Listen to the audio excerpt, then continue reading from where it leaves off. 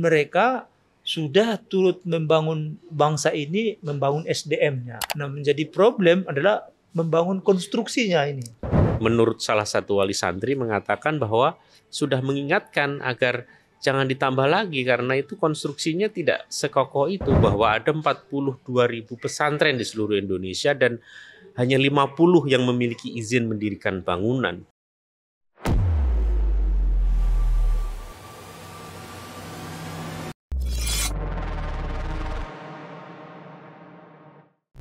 Video ini dibuat bukan untuk menyudutkan siapapun, serta diolah berdasarkan fakta dan data. Jika ada yang merasa tersudutkan, silakan tonton kembali videonya dengan seksama. Ya, belakangan ini heboh untuk audit bangunan pesantren. Nah, ini juga berkaitan dengan peristiwa robohnya bangunan pesantren di Al-Khozini, Buduran, Sidoarjo, Jawa Timur, yang mengakibatkan meninggal dunia 67 orang. Kita turut berduka cita dan kita ketemu lagi di Lambe Politik, dan saya Ken Norton Hutasoid Dan saya Ali Ikhwan. Nah, kita sangat prihatin ya, karena pesantren ini kan pesantren tua, dan saya kira banyak pesantren di Indonesia yang mestinya memperhatikan kondisi bangunan dan standar-standar konstruksi.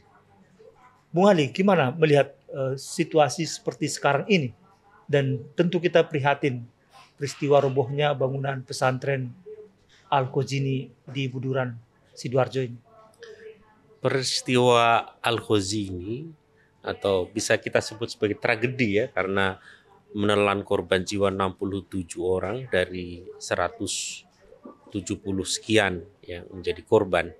Tentu seperti Bung Ken tadi bilang bahwa kita berbelasungkawa, kita prihatin, tapi pada saat yang sama kita juga mengingatkan kepada pesantren-pesantren yang lain ya, bahwa peristiwa Al-Khozini adalah satu peringatan serius untuk memperhatikan kelayakan konstruksi, karena ini kemudian bisa berpotensi menimbulkan korban jiwa yang masif jika tidak diperhatikan. Kalau kita lihat memang bangunan-bangunan massal, bangunan-bangunan yang berpotensi dihuni atau dikumpulkan di situ orang dalam jumlah yang banyak, tapi tidak diperhatikan konstruksinya, memang banyak juga bangunan-bangunan keagamaan seperti itu. Misalnya di awal September kalau kita ingat di Bogor ada sebuah majelis taklim, ibu-ibu pengajian, sedang ada acara Maulid Nabi kalau tidak salah, lalu roboh.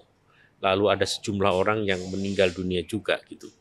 Artinya bangunan-bangunan dengan potensi kerumunan yang banyak itu betul-betul harus diberi sertifikasi atau istilahnya adalah mendapatkan homologasi seperti itu, bahwa kelayakan daya tampungnya sekian. Sehingga kemudian itu akan meminimalisir potensi untuk terjadinya semacam korban yang dalam jumlah yang sangat banyak. Saya kira itu, Bung Ken. Dan ini bukan peristiwa yang pertama tadi ya, bahwa sebelumnya juga ada di Bogor ya. Dan saya kira kalau ini menimbulkan korban, jumlahnya 67 orang. Sebenarnya satu pun terlalu banyak kalau ini ada unsur kelalaian. Kan begitu ya Bung Ali? Betul, betul. Karena konstruksi, kalau kita lihat nih yang hampir setiap hari ada live beritanya ya, bahwa ada informasinya konstruksi sedang berjalan, dan ini yang rubuh itu kan 3 lantai ya bangunannya ya.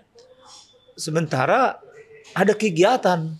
Kegiatan ini kan pada saat ada sholat ya. Sholat pada asar. Saat itu sholat asar karena pukul 15 ya. Jadi ini kan sangat memprihatinkan. Dan bagaimana SOP-nya kalau sebuah bangunan yang sedang katakanlah misalnya ditambah bangunannya, sementara ada kegiatan di situ gitu. Nah, ini yang kita harus diperhatikan, dan siapa yang akan bertanggung jawab di sini, dan bagaimana pengawasan pemerintah dalam hal ini kan ada izin mendirikan bangunan mestinya ya, dan peran pengawas konstruksinya bagaimana gitu. Betul betul. Jadi pada saat proses pembangunan itu berjalan, memang itu kan gedung 3 lantai yang mau ditingkatkan menjadi 4 lantai. Di lantai yang paling bawah itu difungsikan sebagai musola, sehingga kemudian di level atas itu sedang dalam proses pembangunan atau konstruksi, sementara bawah itu tetap difungsikan.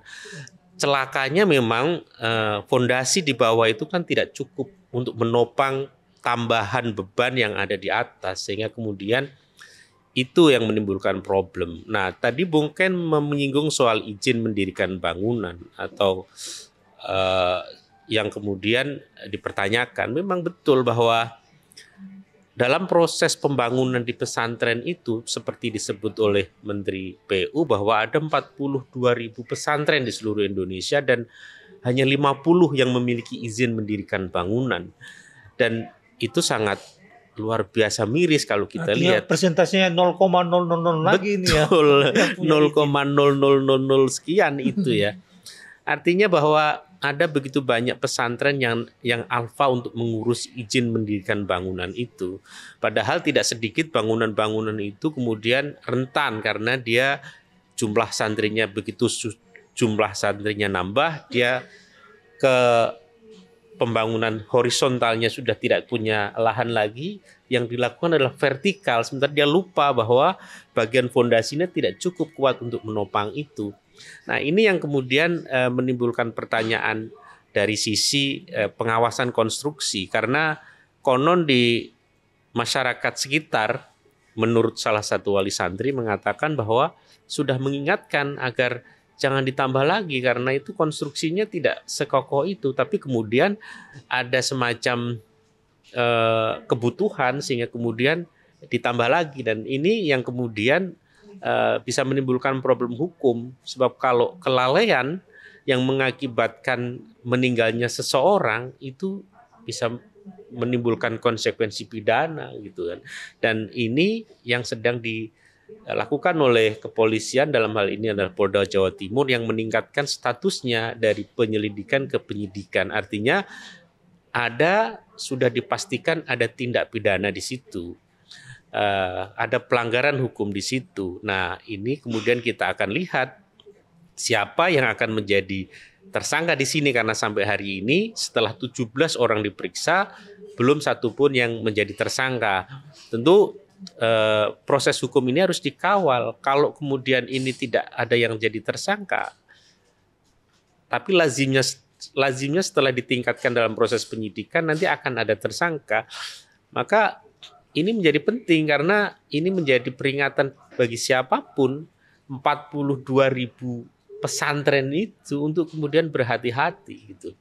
Di sisi lain, kita juga harus mengingatkan pada pemerintah untuk kemudian Kementerian Pembangunan Masyarakat, Menko, sudah membentuk satgas untuk itu.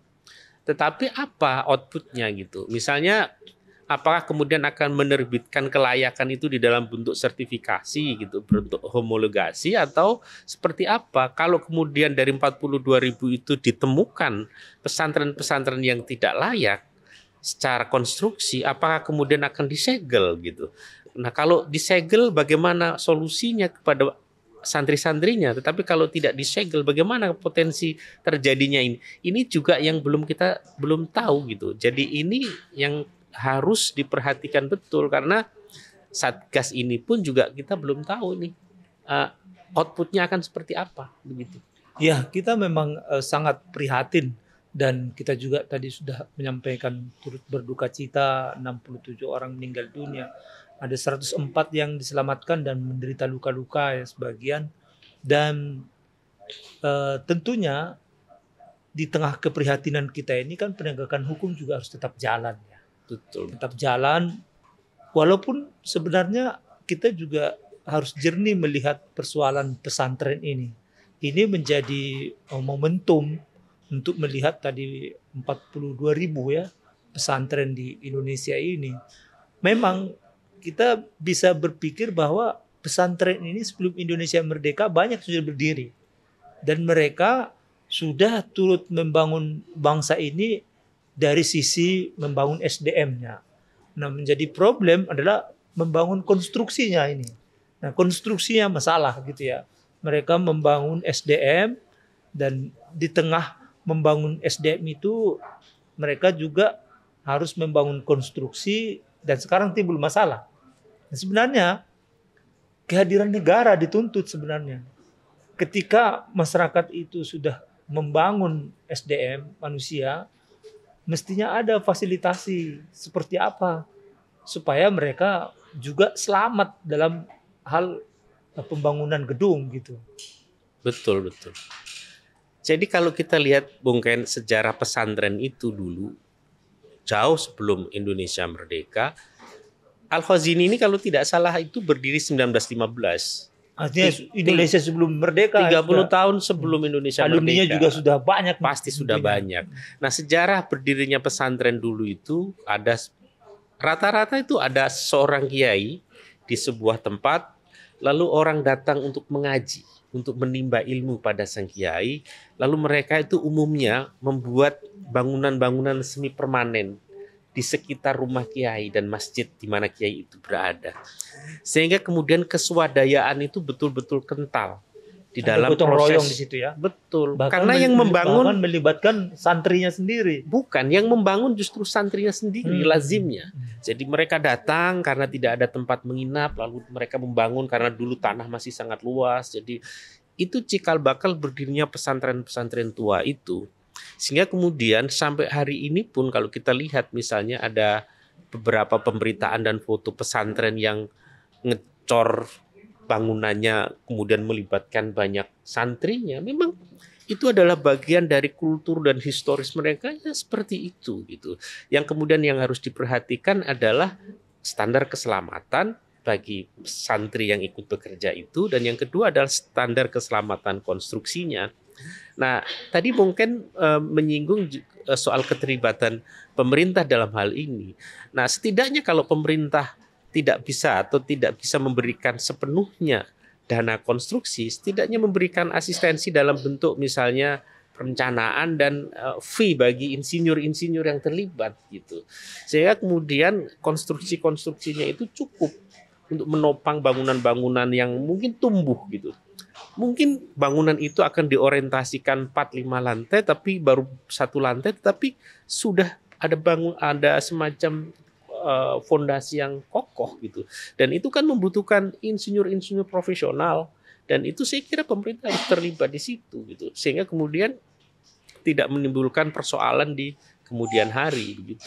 Nah, ini kan sudah dibentuk Satgas ya. Artinya kan oke, ini menjadi momentum, tentu penegakan hukum tetap jalan, tapi kan kita tidak mau peristiwa yang sama terulang. Apalagi begitu banyaknya pesantren di Indonesia.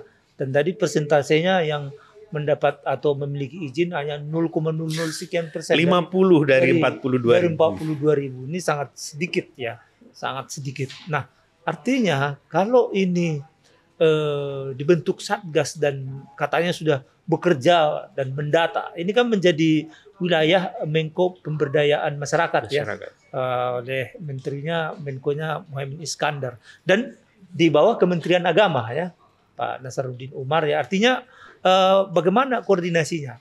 Kita tahu Kementerian Agama sekarang juga ada yang Menteri Agama sebelumnya tersangkut juga kasus di KPK. Ya misalnya. Nah, saya khawatir atau publik juga mungkin bertanya-tanya, jangan sampai Satgas ini nanti, Satgas Audit Bangunan ini malah dipermainkan juga gitu. Harusnya memfasilitasi agar bangunan pesantren-pesantren ini layak secara konstruksi, malah nanti ada hal lain di situ. Nah, ini jadi soal nih Bung Ali.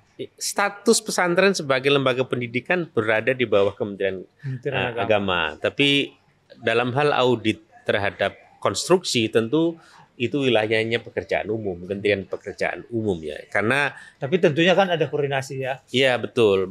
Koordinasi dalam pengertian joint session semacam itu. Karena Kementerian Keagamaan atau Kementerian Agama pasti tidak punya kompetensi untuk menilai sebuah kelayakan konstruksi. Tapi ketika misalnya tidak layak konstruksinya kan izin untuk apakah ini akan diteruskan atau tidak sebagai lembaga pendidikan di bidang keagamaan, pesantren ini kan menjadi ranahnya Menteri Agama. Betul. Pada akhirnya Kementerian Agama harus tegas untuk mengatakan ketika Satgas yang terdiri dari PU ini kemudian mengatakan ini tidak layak, maka Kementerian Agama harus tegas mengatakan bahwa jangan digunakan. Sebab kalau tidak tegas dan kemudian ada kebutuhan untuk menggunakan karena tidak ada fasilitas pengganti, maka yang terjadi adalah pembiaran pada akhirnya, dan itu akan menjadi problem lagi. Kita akan membentuk satgas lagi begitu ada persoalan lagi, kan begitu kebiasaan di kita gitu kan. Jadi ramai pada saat terjadi tragedi segala macam, kemudian selesai begitu saja, lalu kalau terjadi lagi begitu lagi begitu. Nah itu dia kan, kalau ini betul-betul dicek ya, di audit karena ada satgas ini jalan misalnya. Bagaimana misalnya kalau dari sekian banyak itu ternyata pada umumnya konstruksinya sudah ada tapi tidak layak dan ini berpotensi bahaya. Kita tahu kita ada di wilayah ring fire ya, artinya rawan gempa. Betul. Baru saja gempa di wilayah Sulawesi ya, bahwa kita ini memang rawan gempa. Nah, bagaimana kalau misalnya sampai di audit nanti ternyata pada umumnya tidak layak nih. Tidak tahan gempa gitu.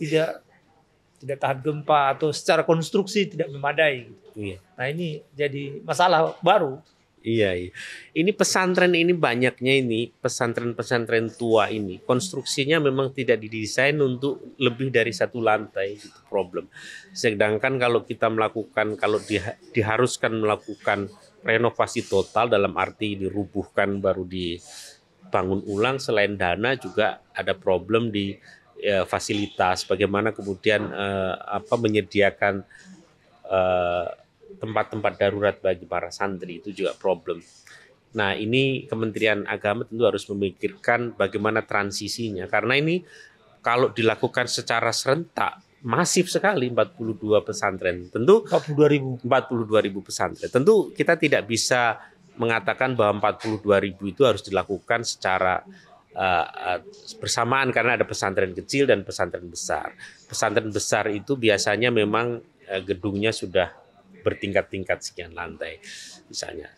Pengecekan Satgas kalau kita baca berita hari ini adalah di pesantren Lirboyo ya, yang hasilnya positif gitu. Nah, artinya kalau hasilnya positif ya harus dikasih sertifikasi atau seperti apa, harus jelas gitu. Kalau hasilnya misalnya ke pesantren lain tidak positif, harus seperti apa, itu yang belum ditentukan secara lebih clear gitu. Tapi begini Bung Ken, saya ingin memberikan satu sorotan juga tadi di awal kita bicara soal penegakan hukum itu, bahwa korban 67 jiwa itu bukan korban sedikit. Dan kalau kita lihat bagaimana dalam tanda petik tangisan dari wali murid itu, wali santri itu, memang ini tidak bisa dibiarkan karena ada unsur kelalaian dan menurut undang-undang juga ada konsekuensi pidana. Nah, saya khawatir tragedi-tragedi yang berimbas pada jatuhnya banyak korban jiwa ini akan tidak ditegakkannya hukum secara optimal. Ketidakpuasan dari para orang tua korban misalnya, itu terus terjadi dalam kasus Kanjuruhan. Kanjuruhan itu ada 135 korban jiwa, 34 atau 35 diantaranya adalah meninggal di lokasi. Dan sampai saat ini kalau kita bicara dengan para orang tua, para keluarga korban, mereka sangat tidak puas dengan penanganan hukum. Karena kalau kita lihat ada 5 terpidana, itu durasi hukumannya 1 sampai 2,5 tahun. Lalu ada juga Direktur Utama PT Liga yang lolos dari jadi tersangka menjadi dikena SP3 sehingga kemudian lolos di situ. Nah, dalam case-case seperti itu kadang-kadang ada pemakluman tertentu terhadap sebuah tragedi yang melibatkan bangunan-bangunan masif seperti itu, bangunan massal seperti itu. Nah, ini juga jangan sampai hal ini terjadi juga gitu. Kenapa? Karena Karena proses hukum dan sanksi hukum itu penting agar yang lain-lain tahu gitu bahwa ini tidak bisa dianggap enteng, begitu Bung Kay. Iya, pertanggungjawaban hukum dan proses hukumnya juga harus tuntas, dan itu sangat penting. Dan tidak kalah pentingnya juga bagaimana pertanggungjawaban kehadiran pemerintah di situ. Artinya pemerintah daerah yang mestinya menjalankan tugas dan fungsi pengawasan ketika ada komunitas masyarakat, apalagi ini sekolah pesantren, dan juga Kementerian Agama yang di wilayah itu misalnya, kan ini ada proses izin dan segala macam beroperasionalnya sebuah sekolah pesantren yang tentu mereka harus dijamin keselamatannya. Dan saya kira dan ini yang paling penting lagi, tidak terulang lagi, sehingga kedepannya menjadi catatan penting dan memastikan keselamatan setiap orang yang ada di lingkungan pesantren. Nah, saya kira itu diskusi kita prihatin, turut berduka, tapi proses hukum tetap harus jalan dan para pihak stakeholder harus bertanggung jawab. Sampai jumpa di Lambe Politik. Terima kasih.